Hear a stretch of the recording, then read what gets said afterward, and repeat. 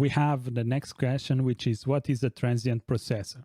And this is a good question. So I'm going to actually keep the same loop that we have here.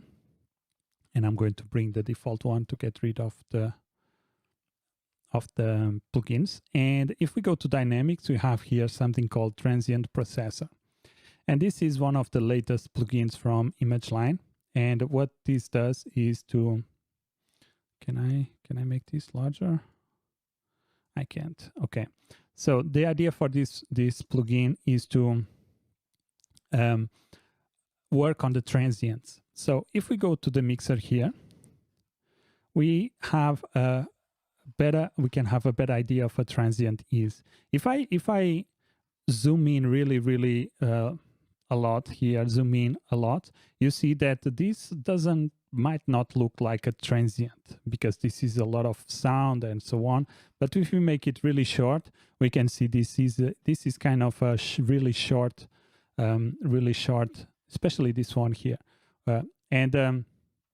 Usually the transient will be something like the beginning of a sound, and then we have the attack, which is usually in the beginning, and then we have the release, which is usually the end of the sound. And here in the transients, it means that we are going to, in every big transient, in every big transition from low to high, this will do some processing. So I would say that this starts here. So we have a big jump here. Then we go down. Then we have here another transient because we go from low to really high. Then another transient here, go to high. Another one here, there. So what this is doing is that this is giving me, whenever we have a big jump in terms of volume, it can be considered as a transient. And this will detect these big differences, there, and so on. And it will apply some type of volume automation to either increase the attack or increase the release, or decrease the attack and decrease the release.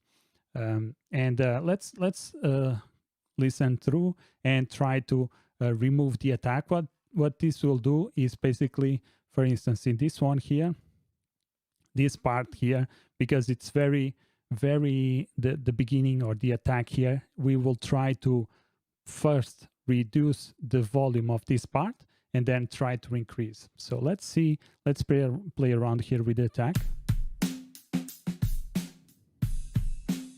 And you see that we start losing some of the definition of the drums. And if we increase the release, what will happen is that we will try to bring this part up.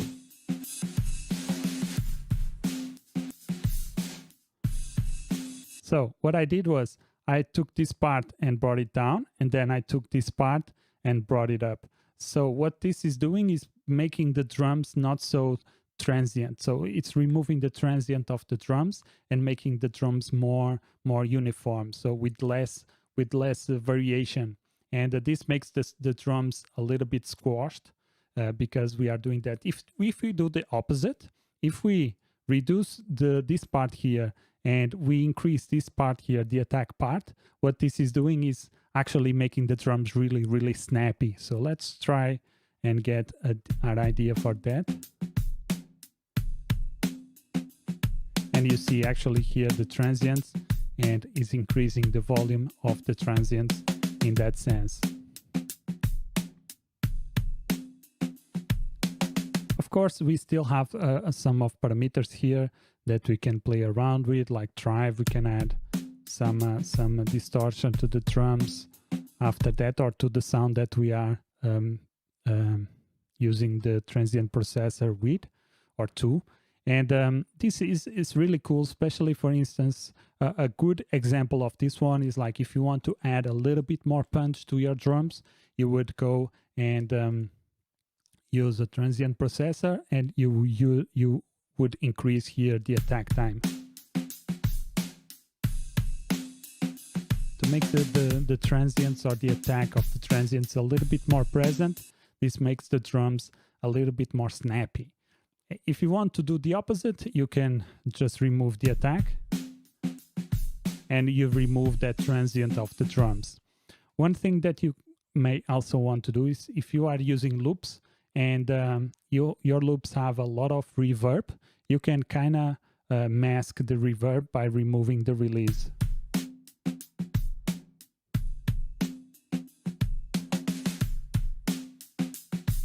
So these drums have a bunch of, or they have not a big, but they have some reverb to them. And what we can do is just remove or decrease the release, and then we have really, really clean drums. And we can now go ahead on top of this and add a different type of reverb to add our own reverb style to the drums. So let's do now that. Let's add a reverb.